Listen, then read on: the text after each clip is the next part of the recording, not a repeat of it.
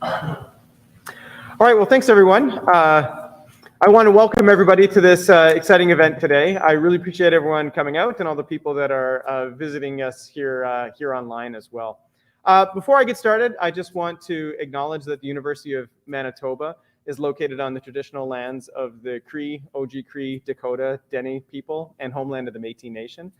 We recognize the treaties that have been signed in the past, and we also acknowledge the harms and mistakes of the past. We commit ourselves to moving forward with Indigenous communities in the spirit of reconciliation and collaboration. You know, I have been very fortunate in the past to have crossed paths with many Indigenous community members. And not so long ago, in the days that seem like forever ago before the pandemic, I was able to share a meal with an Indigenous elder once. And we talked about lots of different things. We talked about the land, we talked about resources on the land, and how Indigenous people and their relationship with Canada has changed over the decades. One of the things that I asked him is I said, you know, this Indigenous land acknowledgement that we say, what does it mean to you? And what does it mean when we say this before events like this today? Does it help? And what he said to me was really interesting. And he said that it's important to him, but he said what's more important is that we interpret that acknowledgement to say, what does it mean for us personally? And I admit that I have wrestled with that a lot in my professional career, because what does it mean to me? I mean, I've been watching, like many of us, the calls to action for truth and reconciliation, and wondering what possibly could I do personally to contribute to that. And one of the things that I have thought is that I would like to be able to find ways to respectfully incorporate Indigenous knowledge into some of the teaching and research that I do. And so what I do is spacecraft dynamics and control. And we've, since the 1950s, have become, I think, pretty good at using stars in spacecraft, using star trackers and, excuse me, sun sensors to know where spacecraft are pointed. And it occurred to me one day that, you know, we've been doing this since 1950, but Indigenous communities have been doing this for centuries. And so I had a conversation with NGAP, our Randy Herman, and he said, I know a guy you need to talk to. It's Rockford McKay. And so I'm thrilled today to be able to introduce Rockford McKay. But before I do, I'd like to thank Rockford for the time that he has put into developing this presentation for us all, and thank him for the knowledge that you're about to share to us. So Rockford, as a token of my appreciation, I would like to offer for you some tobacco. Thank you so much. Thank you, Rockford, and we look forward to your talk today. Thank you. So with that, we'll leave it here with Rockford McKay. Thanks, everyone. I'm honored with your gift of tobacco. They say that tobacco always starts things off. The smoke of the tobacco leads the way. So thank you for that gift. I'm going to take my mask off just because I'm having a little bit of difficulty breathing. Yeah, I know there's a beard right now, and I just met Phil last month. I think it was last month. And I knew he had this long beard, and I thought maybe I can catch up to him, but not quite yet. So Indigenous astronomy, just a little bit of background. It's part of our culture. It's always been part of our culture, and it's just not stories for entertainment. They were meant to, I guess, as a teaching tool to help young and anyone learn a good way in life. So hopefully I just touch upon that today. I'm Rockford McKay, and I think you saw a bit of a bio from me, but I should do a proper introduction as well. So, Anine, Bonjour, Rockford McKay, Dishnakos, Winnipeg, Dungee, and Wayway, Zebig, Dungee. So I said, hello, and bonjour it's actually not French. It sounds like French, but it's short for Nana Bonjour. And what it means is I see your spirit. So we're going to talk a little bit about Nana Bonjour in a while. I am born and raised here in Winnipeg, and my First Nation is Barons River. So, like I say, we're here to learn something about Indigenous astronomy, storytelling of the stars. And they say that these stories were told in wintertime. And when I was at first asked, it was melting quite a bit of snow. And some of the people actually say you should never tell these stories unless there's snow on the ground. So I gave a prayer to the Creator for some snow, but I think it was too deep a prayer. So, but anyway, you can blame me for the snowfall. I mentioned that my First Nation is Barons River. Anybody know where Barons River is? Hopefully you can see the map there. And Barons River is 275 kilometers north of Winnipeg. And it's actually a neat place in our province, because if you think about the history of our province, it was a lot of fur trading at one point. So that was on the superhighway of Manitoba. And it was on the route of the fur traders. A little bit of history of my family. So let's go back to 1870, the start of Manitoba.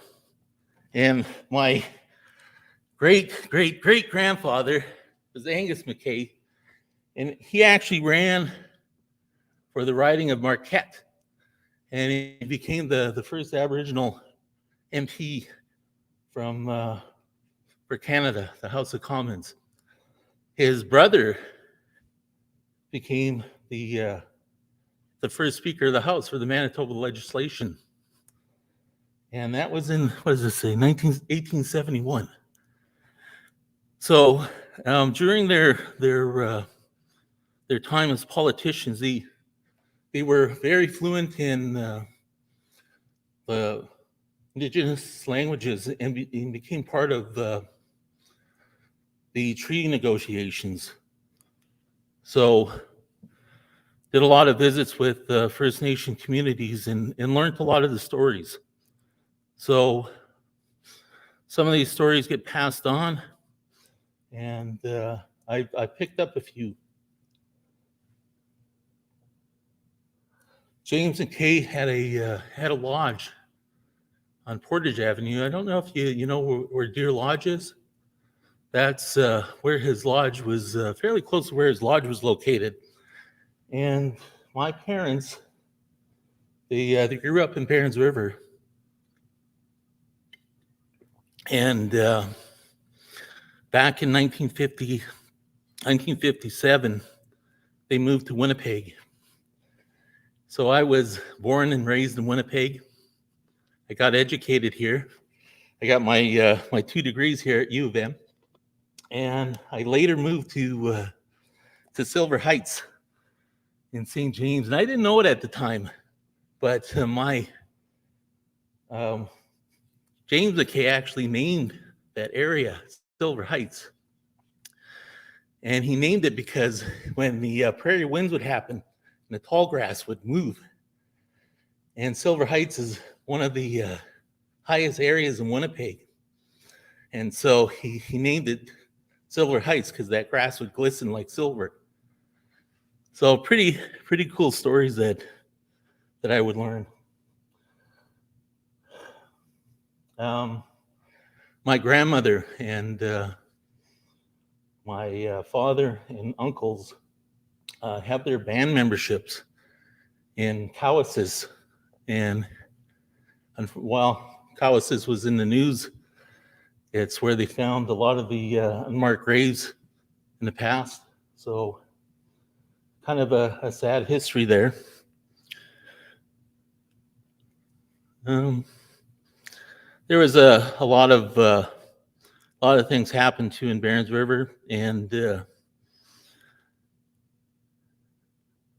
it's I guess it's part of our background.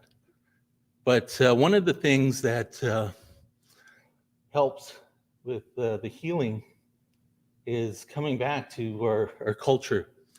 And when we learn about these stories, it helps. So I'm happy to share these with you.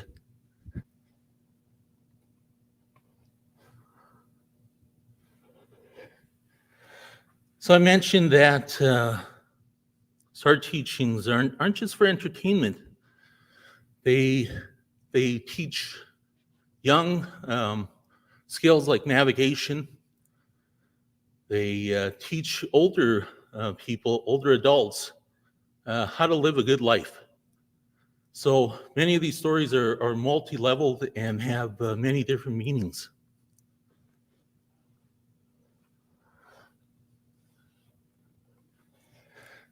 A good life is a life that's in balance. But I have a photograph here of a medicine circle that's in Sheridan, Wyoming, and astronomically, it would show spring, summer, fall, winter. So we could tell time, we could tell seasons, we could tell day, and the medicine circle was much more than just an astronomical tool. It helped teachings with how to live. Before I go into depth with some of these stories, we gotta I guess have a little bit of background.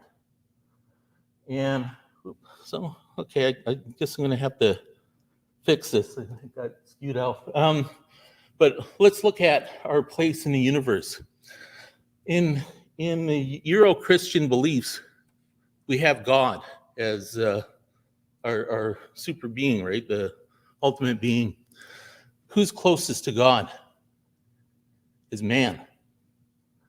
Now, underneath man is who or what? Animals. Then we have the plants. And then the rocks or earth.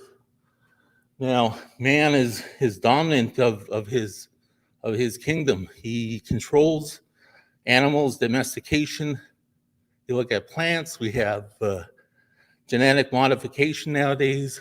Again, it's control.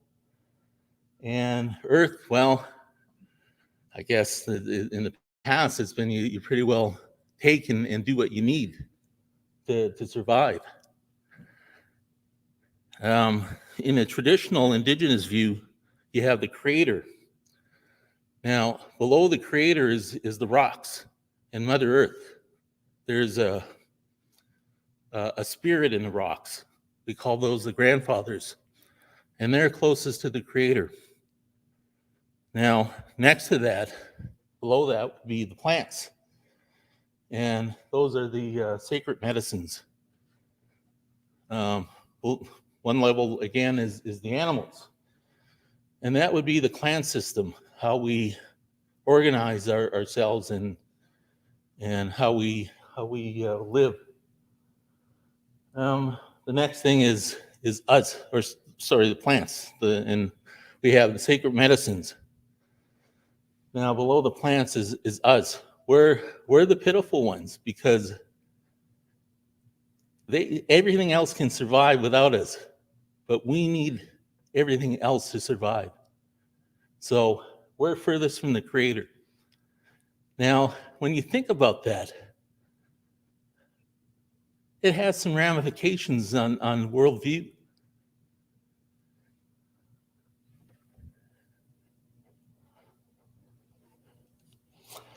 Okay, we talked about 4 directions, and I talked about a balance of life. So 4 directions we have. We always start off with the east. Wabanung. Then we have the south, we go clockwise always. South is Jawanung, west is Mbigayinung, and north is Kiwaitinung, or Kiwaidin. That sounds familiar. How many of you have driven Tyndall Park area and driven on Keewatin Street? Well, that street runs south-north, north-south, right? That's the word for north.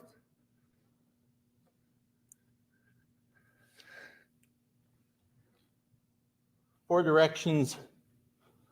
We have the east is, the four directions are also the four elements. So we have fire, earth, water, and wind. So fire is east, earth is south, and that's physical part of our being. Oh, I should back up a bit. We believe there's four components or four parts of us as human beings. There's our spirituality, the physical part of us, the emotional, and the mental. And to have a good life, you have to have those in balance. And the directions represent the elements, the four elements, and also the four parts of our being. I mentioned the four sacred plants, and the east. I mentioned that tobacco is always the start of things. So, and I mentioned that the east is always the beginning. Where does the sun rise? In the east. So, tobacco is in the eastern quadrant. Cedar, the south, color is red. Sage is the west, black. And underneath there is sweetgrass. Now, why those colors, and why those medicines in those particular colors? Well, when tobacco ages, it turns yellow, and cedar, when it ages, it turns red, and sage, that turns black, and of course the sweetgrass will turn white when it ages. So that's one of the reasons there. The colors also represent the four races on Earth. Now, of course, every culture on Earth has their own stories of the sky, of the night sky, and I'm just going to share our stories here. I talked about the four directions, but we can even go further than that. There's 7 directions. Now, there's east, south, west, north. There's up above is the sky. We actually believe that we came from the stars. So there's above, that's where we come from. So the past. And below is Earth, Mother Earth. That's what gives is our life, and that's where we're at right now. There's one more thing missing, is our destination or our journey. So that's the 7th direction. And we have to live a good life to follow that way of life that's good. It's not always straight. We can wander, but we have a responsibility that we need to have a balance in life. So that's what our ultimate goal is.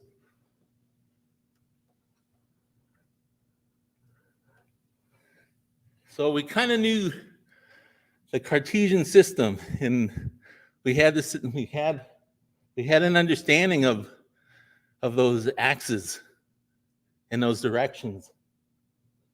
And I guess a destination, we knew about a destination as well, or a waypoint.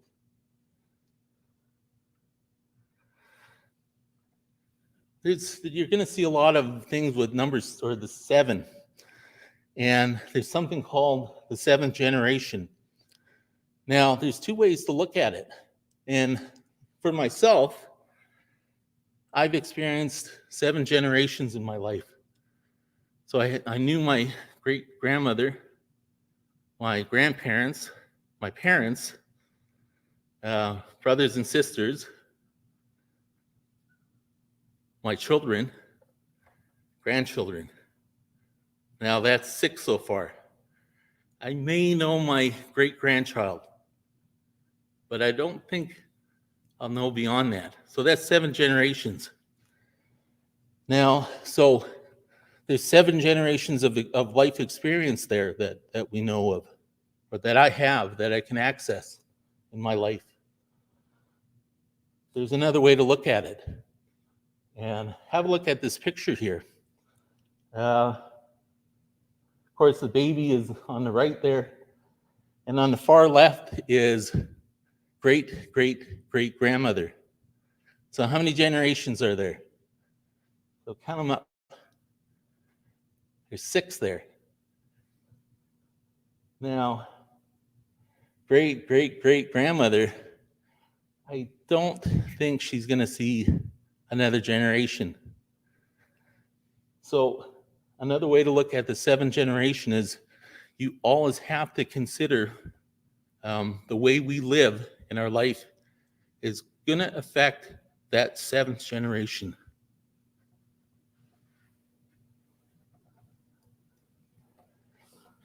Okay, one more thing. And I forgot to ask, and I hope this will play. Oh, maybe not. Is Nick still here? It won't play? Okay. Basically, it talks about the 7 teachings.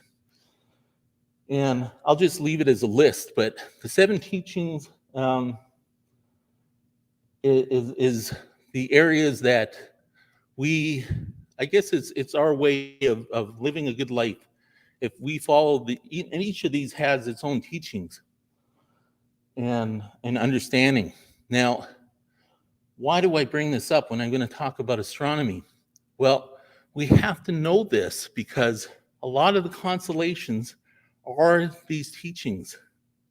So we can't separate this. If I'm going to talk about the stars, I have to give you a little bit of background on this to really understand these stories, okay?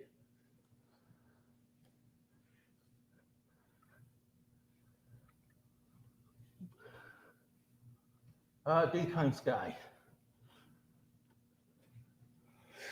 A couple of objects. We have the sun. We consider the sky is the father, our father, or our spiritual father. The earth is, of course, is Mother Earth. And the sun is the grandfather. And the moon is our grandmother.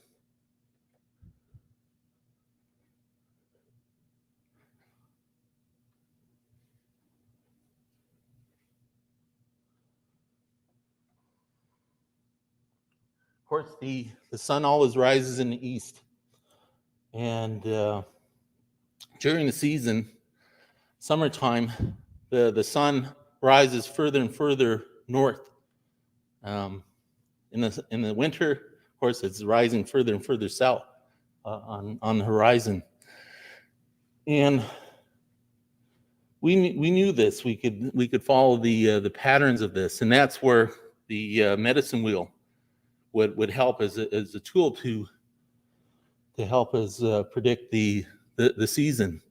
So we knew when to meet. We knew when to gather.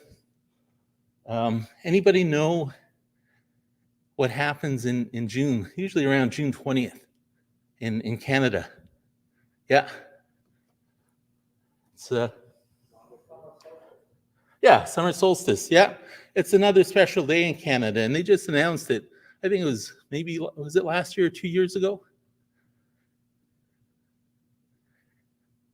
It's a National Indigenous Day. Now, National Indigenous Day was important to us because we actually believe that's our first day of the year. It was a gathering point to share our food, to celebrate. Long ago, they had something called the Sundance ceremonies. And of course, you would celebrate the sun because it gave energy. We believe that it was life-sustaining on Earth, provided all the energy for Earth, that life spirit. We also knew winter, when the first day of winter, and that was another time to gather and celebrate because it was a time to help each other to survive the winter.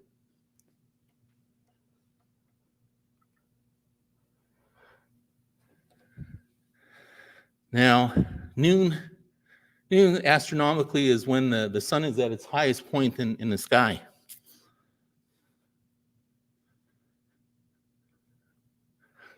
So I'm just going to show you this. I had a video of it. It actually just shows day by day. And this is the sun's position each day, or not sometime the whole year. And so the photograph is taken at noon. And what kind of symbol is there? Kind of looks like a figure 8 or a kind of a skewed infinity symbol. Yeah, sorry, say it again. That's right, an analemma. I think, and it's nowhere in the writings, but I think this is another reason why the Métis flag was chosen. They knew this symbol in the sky, and it makes sense because they went in. What's written in history books is that Métis people believe that their culture will live on forever, for infinity. And I think they knew this symbol because they knew the pattern of the sun every year as well. So just another photograph of it. Métis people had two flags, one blue and one red. And I didn't know that up until just a little while ago. There's a lot of discussion on why there was two flags. One of them was that one represented the Hudson Bay Company, the other was the Northwest Company. I talked about the symbol, the infinity symbol. Where did it come from? Nobody really knows where it came from. I think it was because of the sun travel. Other people say that Métis people, their dance is in a figure 8. The sign language of the plains is cart. This is a cart. This is man. You put them together, what do you have? You have the symbol for the Métis, the Red River cart. So that's another thought that where it came from. So pretty cool ideas.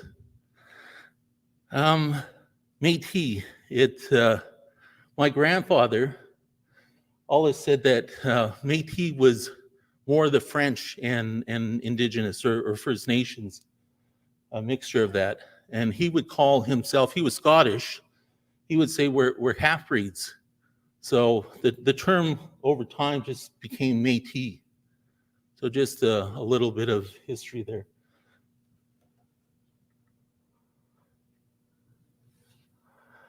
All right, first star story that I want to share is the creation story on where Turtle Island comes from. Now, long ago, man wasn't on Earth. There was just the plants and animals. And I had mentioned that that the 4 directions have to be in balance for things to be good. Now, the animals at this time, long ago, they were able to talk. And something happened. They started to argue with each other. And some jealousy started to happen, other things. And they would fight with each other. And when this happened, those four directions, or the four elements, the four directions became unbalanced. And when that happens, bad things can happen. And the north, anybody remember what comes from the north?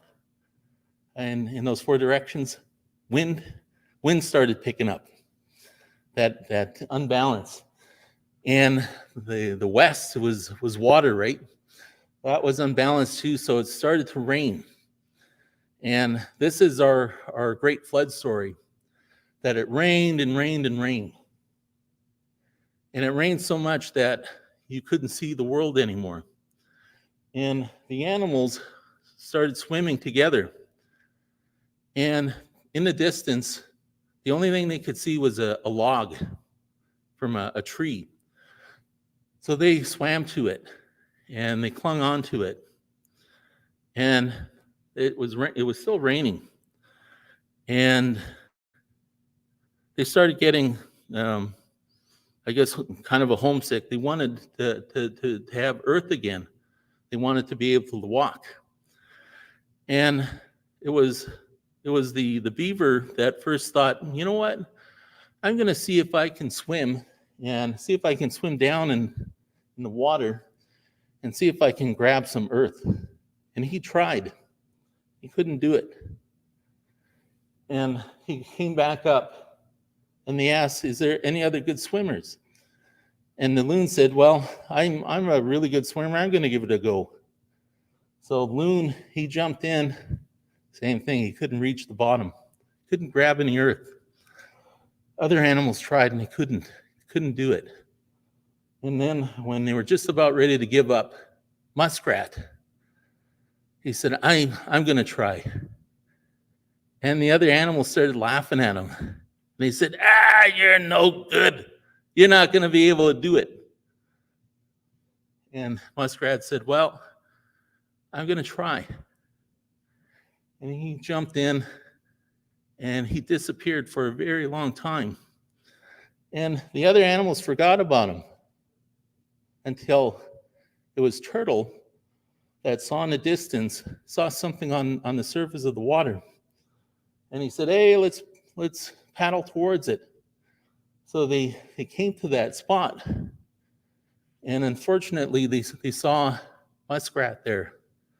Muskrat had drowned. And Turtle looked at muskrat and opened up muskrat's hand. And he could see earth in muskrat's hand. So the animals started talking about this, and they were really feeling bad that they had put muskrat down. And they finally realized that the Creator is the only one that can really pass judgment on us. And they learned about that. And they felt really bad about it. So what Turtle said was, let's take that earth, I'll put it on my back to always remember muskrat. And when they did that, something changed. The winds from the north started blowing. And it started blowing on that earth. And when it dried out, it became bigger and bigger. So big that it became Turtle Island. The turtle has the duty to carry the island. And what island am I talking about? I'm talking about North America. When you look at it, it looks like a giant turtle. So Indigenous people call North America Turtle Island, and we've always called it Turtle Island. My question is, how did we know it looked like Turtle Island? It was amazing because long ago, there was a huge amount of trade. They knew distances. They knew how long it would take to go from communities to communities. They understood these trade routes, and they could picture what the landmass looked like. So that's why they called it Turtle Island. And I know this is true because you can find in burial grounds rocks from completely different geographic areas, not found in that local location, that are found, found in the in like the Mexican area. One of the areas that's common, like some of the unique minerals are from the Black Hills area. You'll find that those minerals all over North America are all over Turtle Island. So they did a lot of trading. They didn't live in isolation.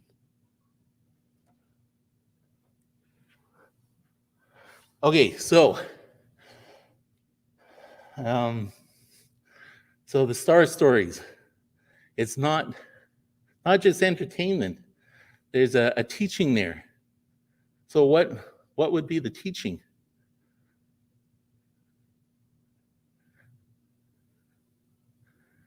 Well, on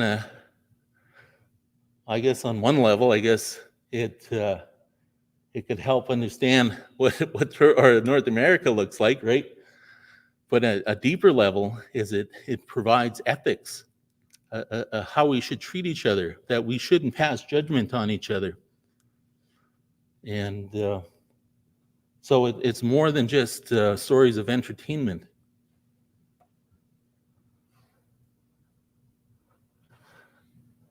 Good old Mikinak, the turtle. He's in the sky, and that's, I don't know if you ever see Cepheus, but that's kind of looks like a house in the sky. And that's part of Cepheus is Mikinak the turtle. Now, there's other teachings that go with this constellation. How many plates are there in the center there? Anybody count that? 13, yeah. Now, it's really hard to count the outer plates, but there's 28 outer plates. And maybe that's a little bit better. Okay, so the 13 inner plates in an astronomical year, how many moons are there? 13. Now, the 28 outer plates on that woodland turtle, or Mikinak, is 28. Now, women are the most powerful beings on Turtle Island because they can bring life into the world. Now, remember, Turtle Island is North America, right? It's Mother Earth. So what do you think the 28 plates represent? Represents the menstrual cycle. 28 days. So the turtle is a symbol of fertility. It's Mother Earth, and it's fertility of humans. So pretty cool. I find that's really cool that they knew this, and there was an animal that they knew that had this.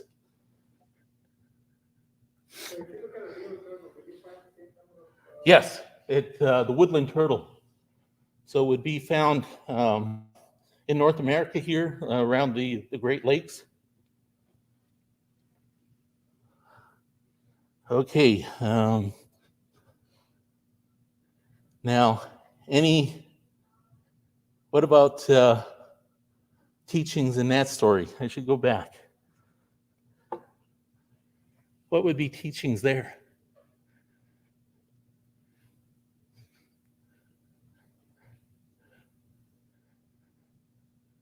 What do you think?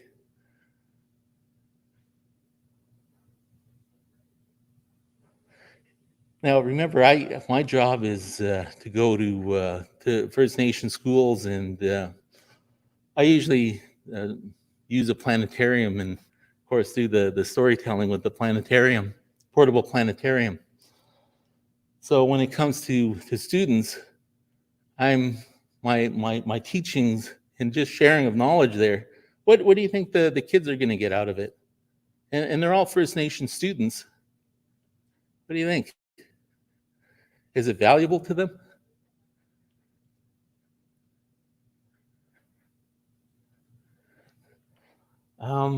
Maybe just a little bit more background. How many, like you're in engineering, right? How many First Nation students do you see become engineers?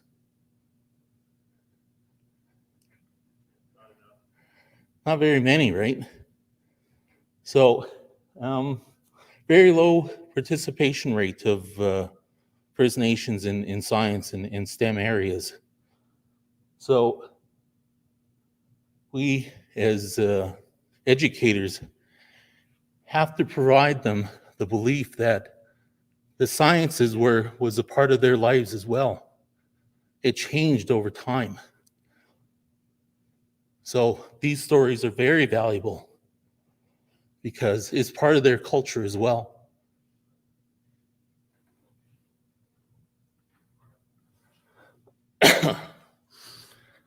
Just gonna grab a drink here.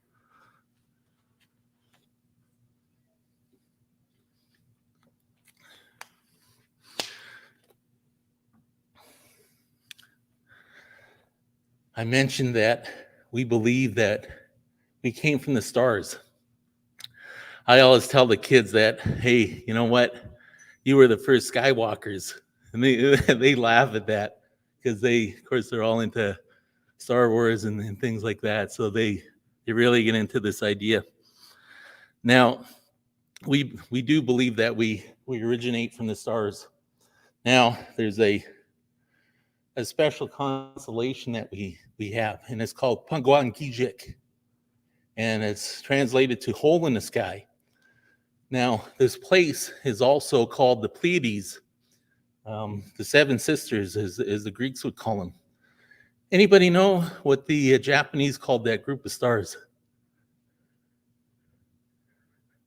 No? Subaru. Ah, what's the symbol for the Subaru automotive company? It's actually 6, but one of those big symbols is actually representing a double star. Now,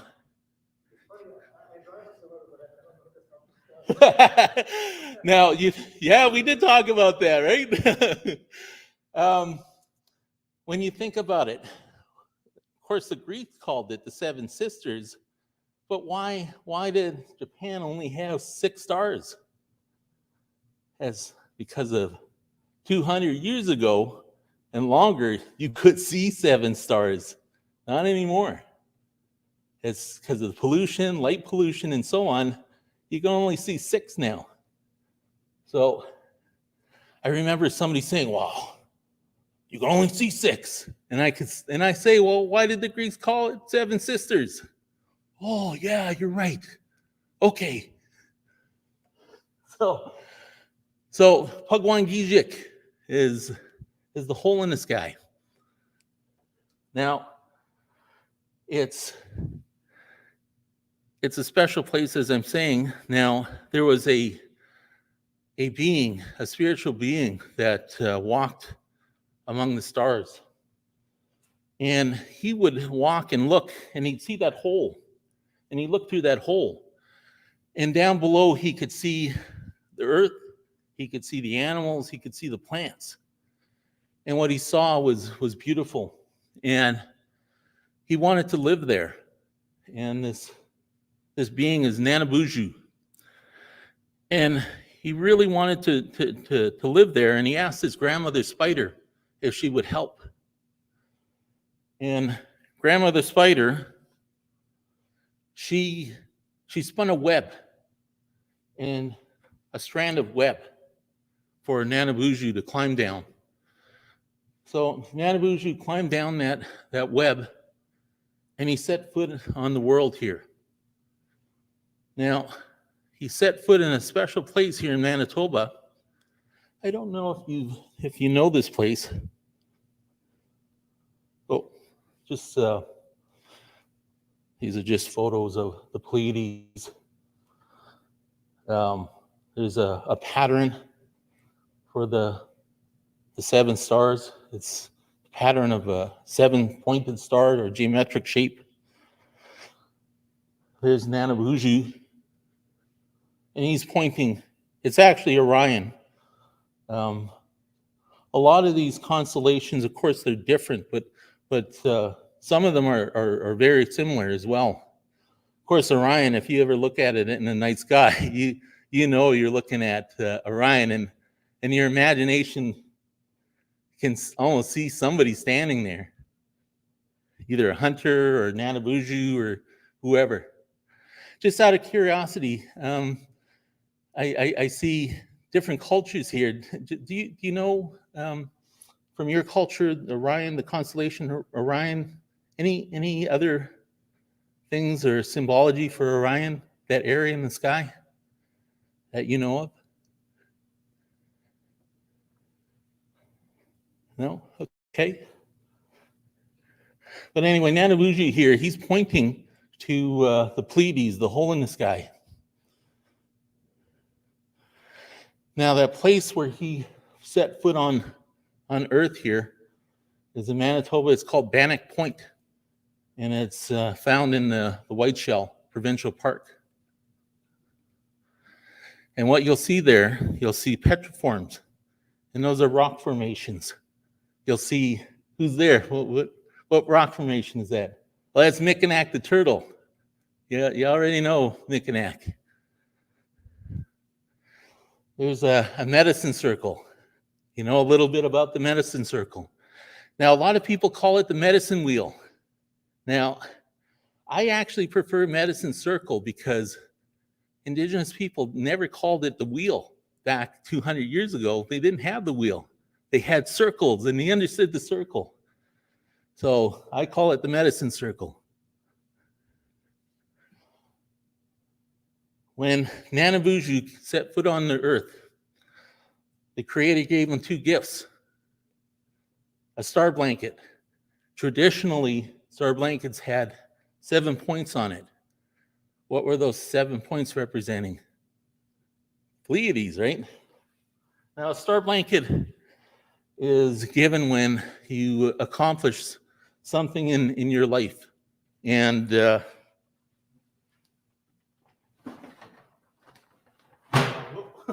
I have one, or I have actually 3 star blankets. So here's a star blanket. What's different about this one?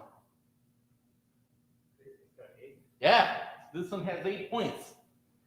Now, over time, star blankets became 8-pointed. A lot easier to make an 8-pointed geometric shape than 7, for one thing. But there's another explanation. One of the explanations for the star blanket was it was 7 originally, not only because of the 7 points of the Pleiades, but 7 clans. You can think of it as 7 clans. There was 7 Anishinaabe indigenous groups or tribes. But what about 8? 8 was an inclusion of the European race. So that's why they say the star blankets became 8-pointed. Okay, I talked about grandmother spider, and I said there was 2 gifts that was given. So grandmother spider is a helper and a protector. She actually has a web protecting the hole in the sky. It's the and what she gave, or what the Creator gave as a gift, was a dream catcher. Now, traditionally, dream catchers had 7 stones in it. So why 7 stones? What do you think?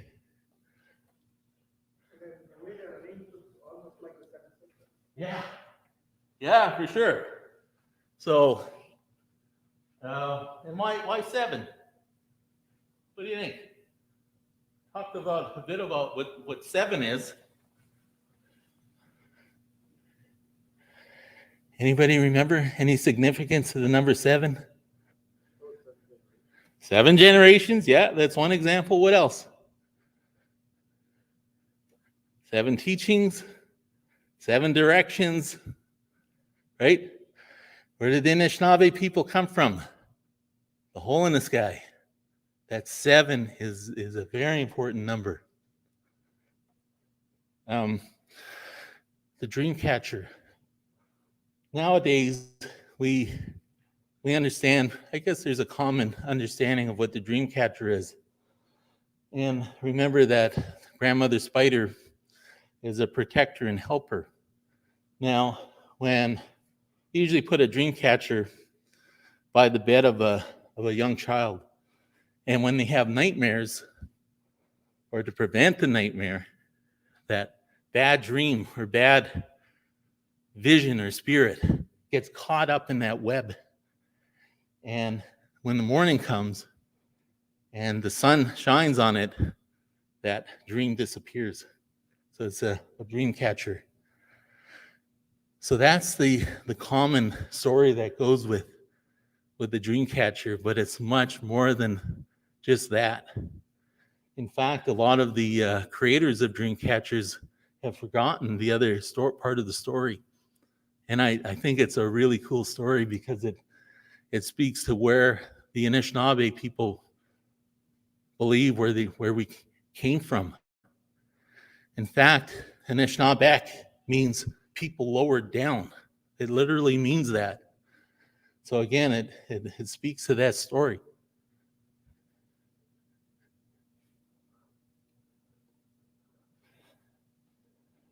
Okay. That's another one of the star stories. And I always stop and I say, what do you get out of that story? So hopefully you can share something with me. Man, I'm nervous when I'm talking about these stories, and I'll tell you why. Especially today. Today's Easter Monday, and my mother was a very strong Pentecostal, so she did not approve of these stories and me learning them. So today I'm very nervous about sharing them because it's such an important day in the Christian calendar. So hopefully we're a little bit more comfortable to share here. So what do you get out of that story? Anyone?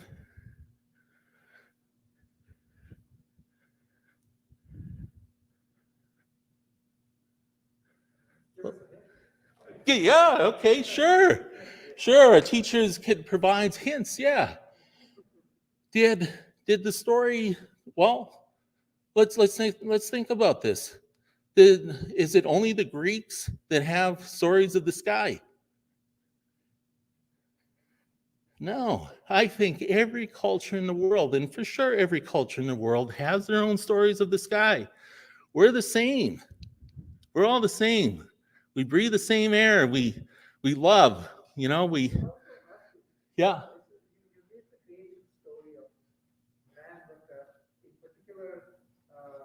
North American or Indigenous people.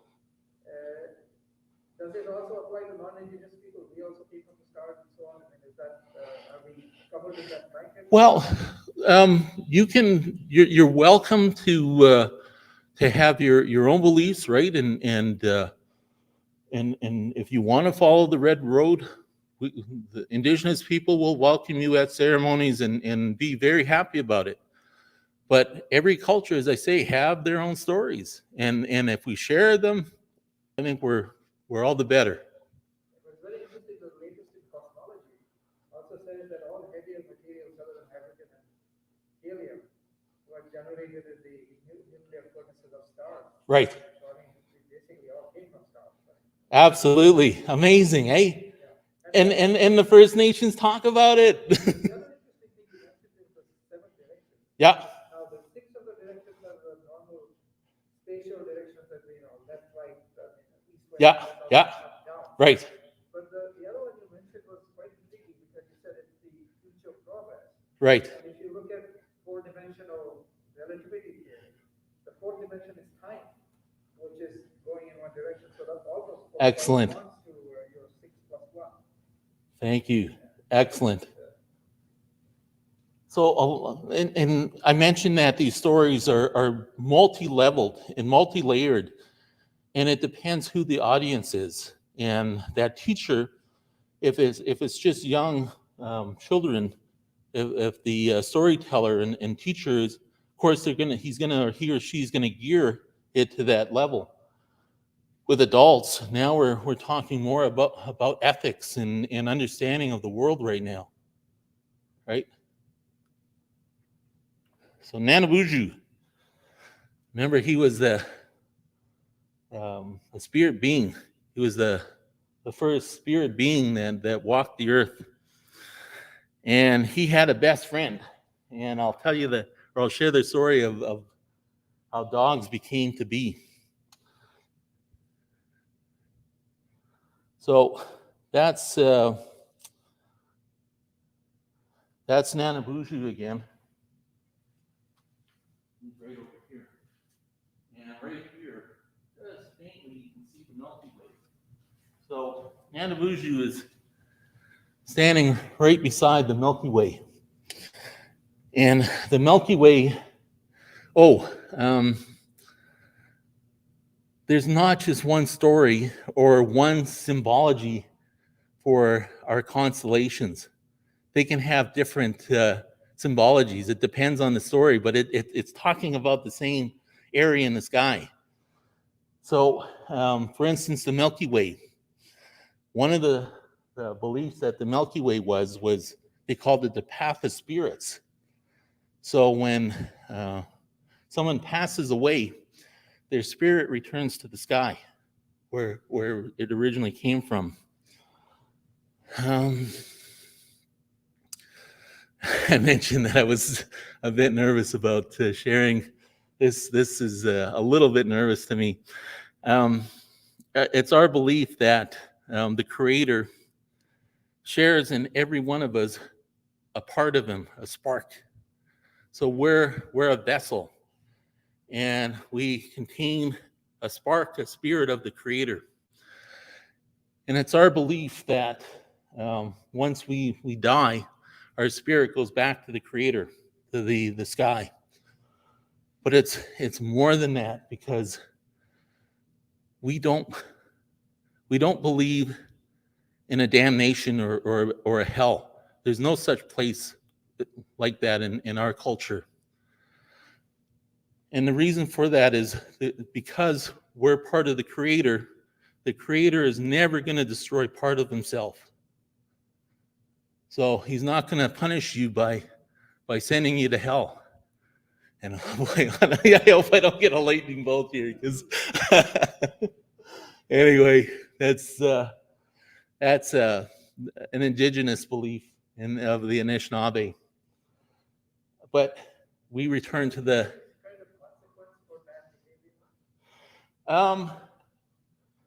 consequence is our responsibility to live that good life. And those 7 teachings provide us the guidance to live a good life.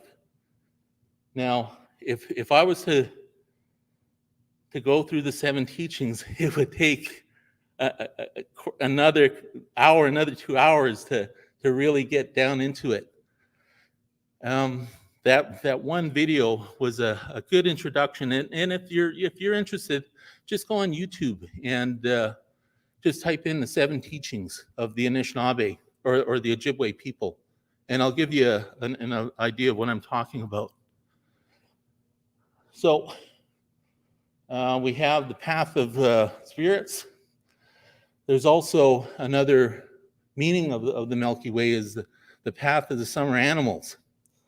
Now, this is a story that deals with path of the summer animals. Now, every night, Nana Buju would, he's right by the Milky Way there, and he would hear a pack of wolves go by the night, and he would howl and have a good old time coming by Nana Buju. Until one night, something different happened. The pack went by.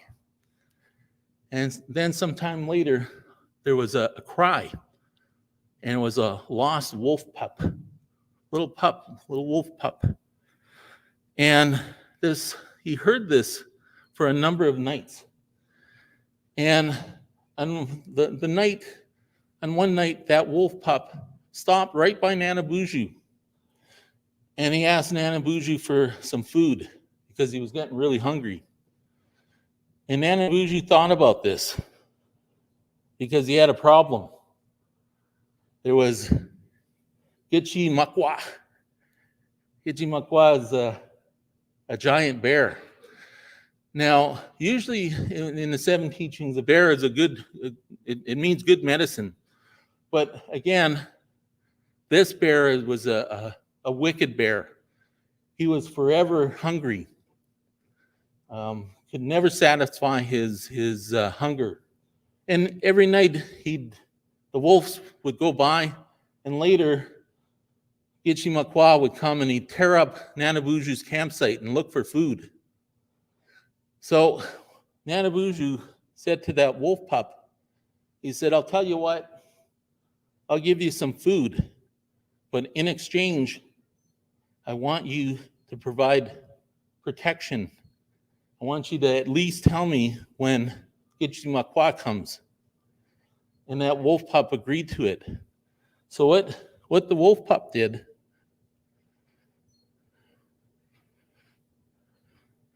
what Nana Buju did was he put a collar around the wolf pup and a leash. And he staked that leash to the North Star.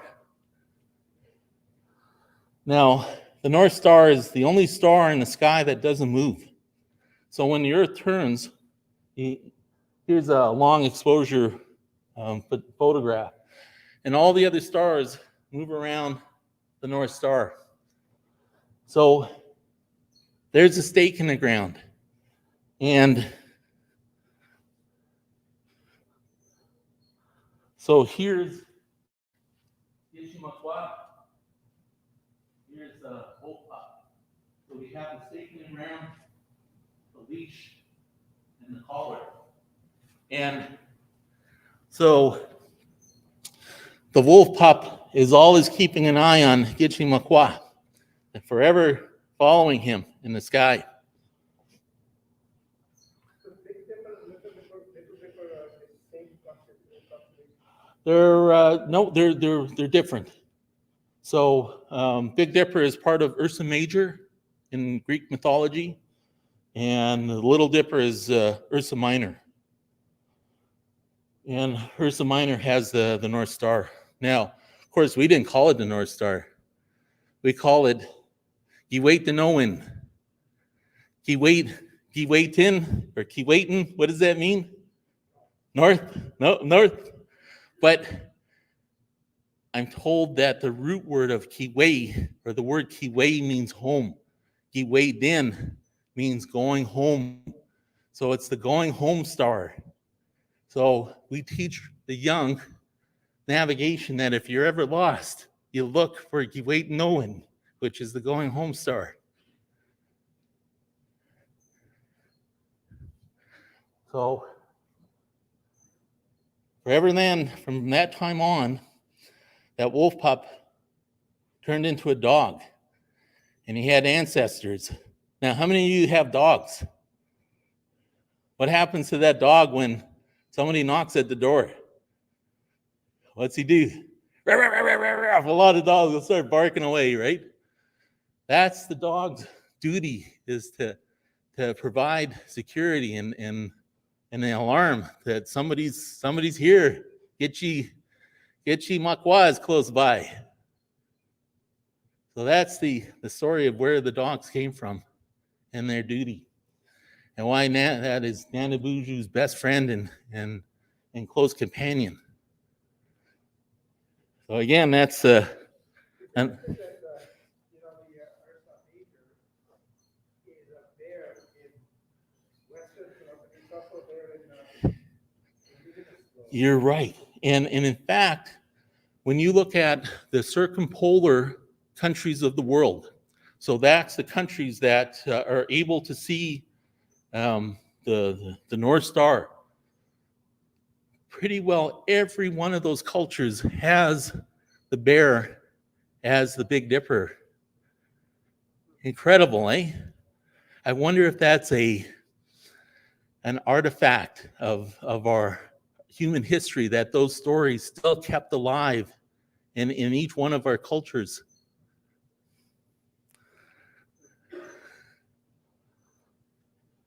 By the way, if I'm interrupting you too much, just ask me to shut up. That's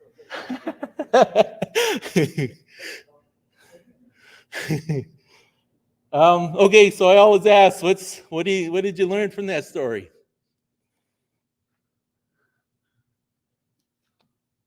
What's the story about? Yeah, because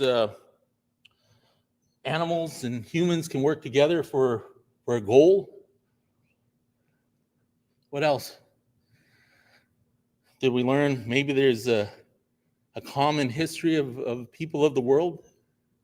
Possibly, yeah, something to think about. Is that part of our ethics, how to treat each other and with respect? We have a common background? I think so. What else?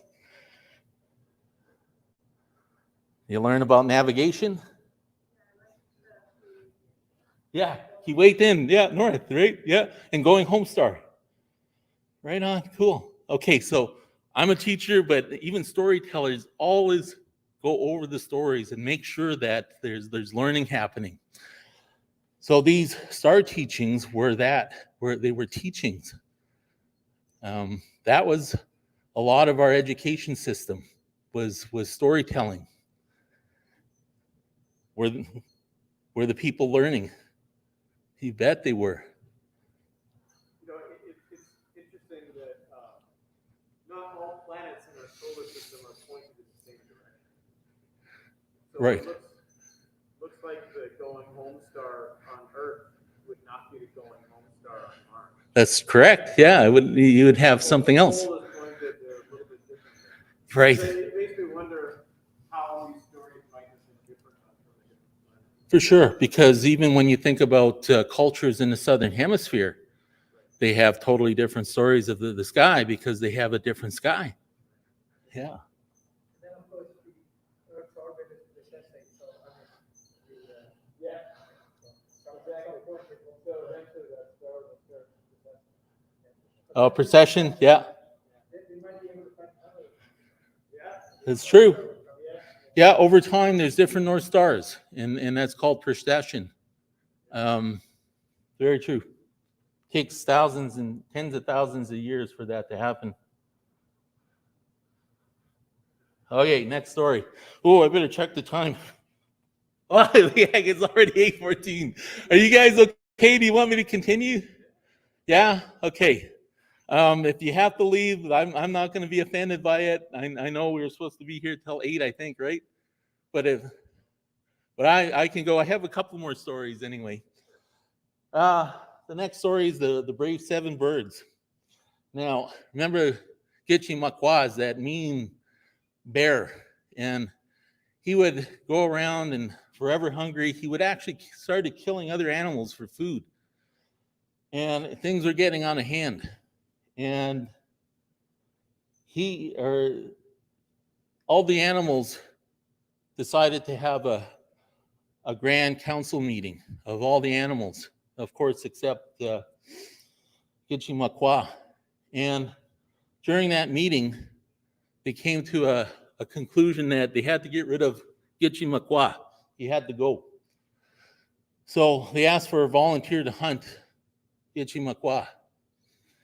And a lot of the brave animals, they looked at him, but none of them None of them volunteered because they were so afraid of Gichimakwa.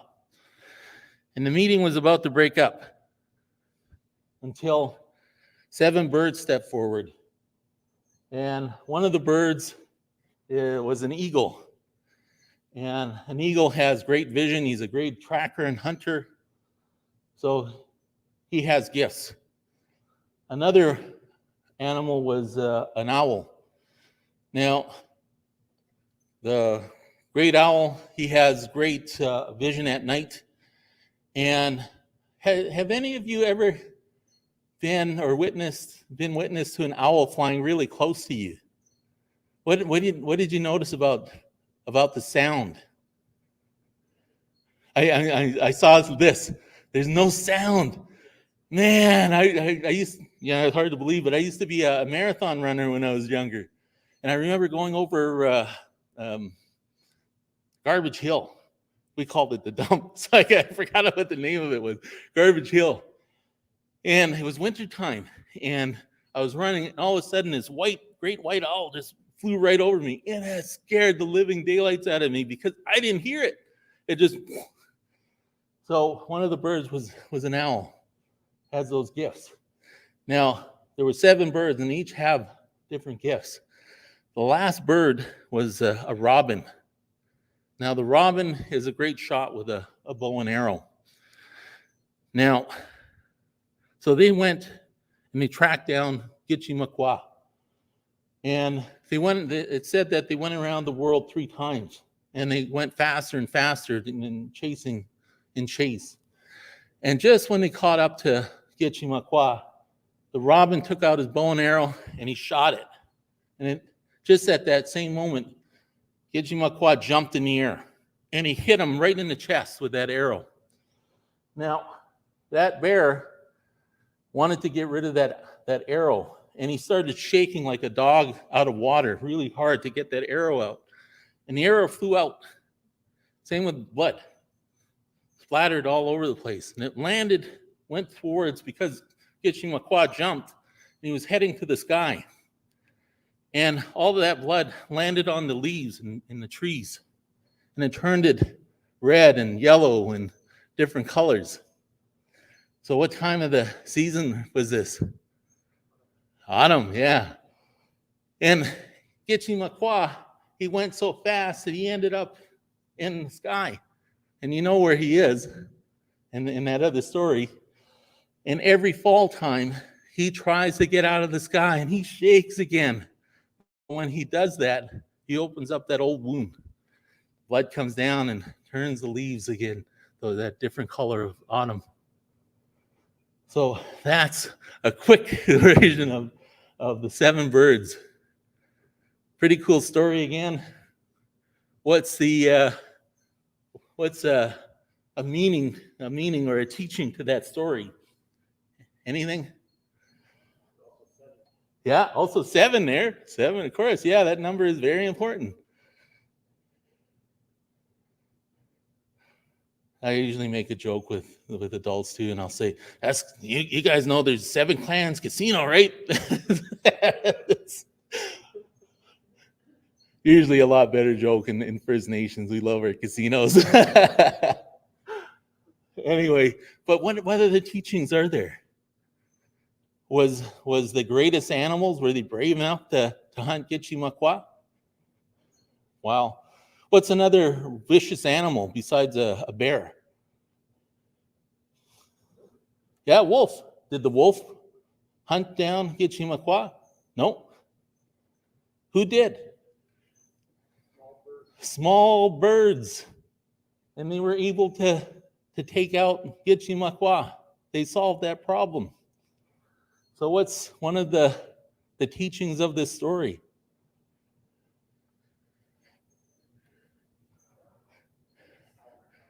Yes, if you work together, you can solve great problems.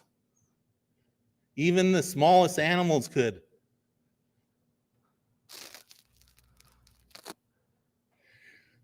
The creator was very impressed with the robin, and he gave a robin a special egg. Robin's egg is sky blue. But what's on the surface of it? And I don't know if you can see it here, but you see the black speckles? What do those represent? Stars, yeah. Pretty cool story, eh?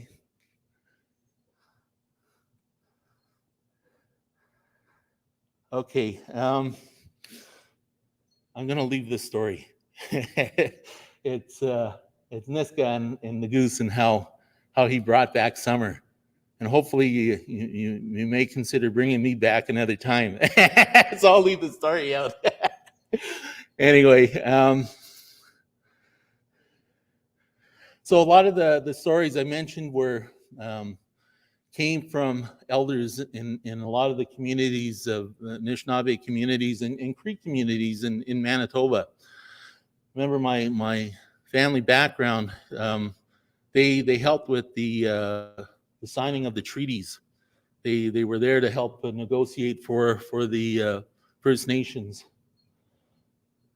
So, just the sharing of the stories, a lot of the stories in the Cree cultures, we share those with the Ojibwe culture. You got to remember too, and I mentioned, and I gave credit to Wilfred Buck here. Wilfred was the first one to collect a lot of these stories for MFNERC, and he gave an example that over time in the history of man, we have COVID-19 happening, but you had Spanish flu and you had a lot of other flus that killed a lot of First Nations when Europeans came. In that knowledge, a lot of it was lost. So he gives an example that if a whole village knew a song, say a ceremonial song, and you had those diseases take place, you had the history of residential schools happen, how much of that knowledge remained? Maybe 10%, maybe even less than that. So a lot of these stories are shared among different cultural groups, and we have to piece together a lot of things. Things like the grandmother spider. An elder had told me about the grandmother spider, and I knew the connection between Nana Bougie coming down, and it just hit me. It was almost like I had a dream, and it was like, that's the dream catcher, and it's covering the Bagwan Gijik. And I asked others, and they said, that's it. And that's why a lot of these things, they're coming back through visions and dreams as well. Culture changes over time. And this may not always be historical to a cultural group, but we have to piece together some things. So that's why you may hear, oh, that's a Cree story, or oh, this is a Ojibwe. It's both. Okay? Are there small variations between different regions? For example, if you go all the way to Montreal and you look at the Mohawks, Yeah. the same story or slightly different? There would be, for instance, like the seven birds. I know me and Wilfred were in Saskatchewan, in Cypress Hills, and we told the story. And this lady stood up and she said, hey, you stole that from us. We're the Mi'kmaq. And it's like, wow, we got this from an elder. And we talked about it. And you know what? We came to the realization that, hey, wait a minute, we knew trading took place. And if there's traders going from one First Nation to another, you're not just going to stay there one night and jump in the car and drive away. You have to stay there for some time. And guess what was shared? Stories. We shared stories among each other, not just trading items. So that's where that, I think, came from.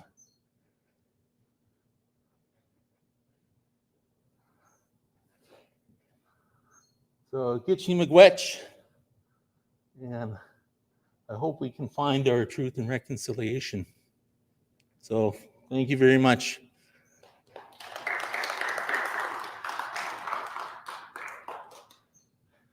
Woo! Thank you. Way to go. Way to go. Thanks, Rockford. Yeah, you're welcome. Well, thanks very much. So I'd like to thank especially Rockford McKay for coming here today and sharing these stories. I think we too often get a little too busy in our own lives to stop and tell stories with each other. And I think Rockford, you've really brought that home to I think a lot of us. And so I want to thank you for your time again today and sharing knowledge with us. And hopefully, I do look forward to talking about that goose with you a little bit later. So we'll bring you back because I'd love to hear more stories. So again, I'd like to lead a round of applause and thank Rockford for coming today. Thank you. Right, and I think actually, so we've got a few refreshments here that we've brought in. So everybody, help yourself, and please, you too. Hopefully, you'll be able to join us as well. So thanks again. That was excellent. Really well done. It's so thrilled to be able to be here and listen to you. Well, thank you very much, Rockford. I really enjoyed your presentation.